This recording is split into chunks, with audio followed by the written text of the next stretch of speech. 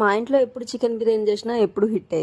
నార్మల్గా అయితే half KG రైస్కి హాఫ్ కేజీ చికెన్ తీసుకోవాలి. కాకపోతే నేను కేజీ రైస్ తీసుకొని హాఫ్ కేజీ చికెన్ తీసుకున్నాను.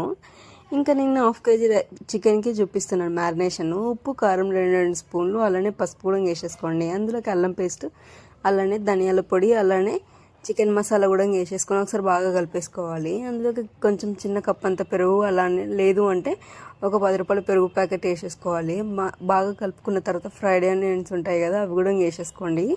ముందే పెట్టేసుకోవాలి అవి కూడా. తర్వాత అందులోకి కొత్తిమీర పుదీనా కూడా వేసేసుకొని బాగా కలిపి హాఫ్ అన్ అవర్ పక్కకు పెట్టేసుకోవాలి. మనం ఏంటంటే ముందే రైస్ కడిగి పెట్టేసుకోవాలి ఒక హాఫ్ అన్ అవర్ ముందు. ఆ తర్వాత ప్రాసెస్ చూసేద్దాం.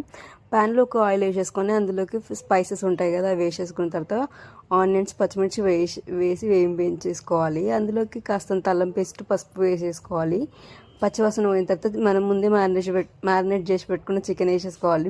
చికెన్ 50% కుక్ అయిన తర్వాత రైస్ ప్యారలల్గా కుక్ చేసేసుకోవాలి. అందులోకి స్పైసెస్, గీ, అలానే అల్లం పేస్ట్, సాల్ట్ వేసి కుక్ చేసేసుకోవాలి. రైస్ 70%, చికెన్ 90% కుక్ అయిన తర్వాత లేయర్ వైజ్గా అరేంజ్ చేసేసుకొని అవన్నీ ఇంకా ఫ్రైడ్ ఆనియన్స్, కొత్తిమీర పుదీనా అవన్నీ వేసేసుకోవాలి. మీడియం ఫ్లేమ్లో 5 మినిట్స్, లో ఫ్లేమ్లో 10 మినిట్స్ కుక్ చేసుకుంటే సరిపోద్ది. మన ఛానల్ కొత్తగా చూస్తున్నా సబ్స్క్రైబ్ చేసుకోండి. Okay, bye.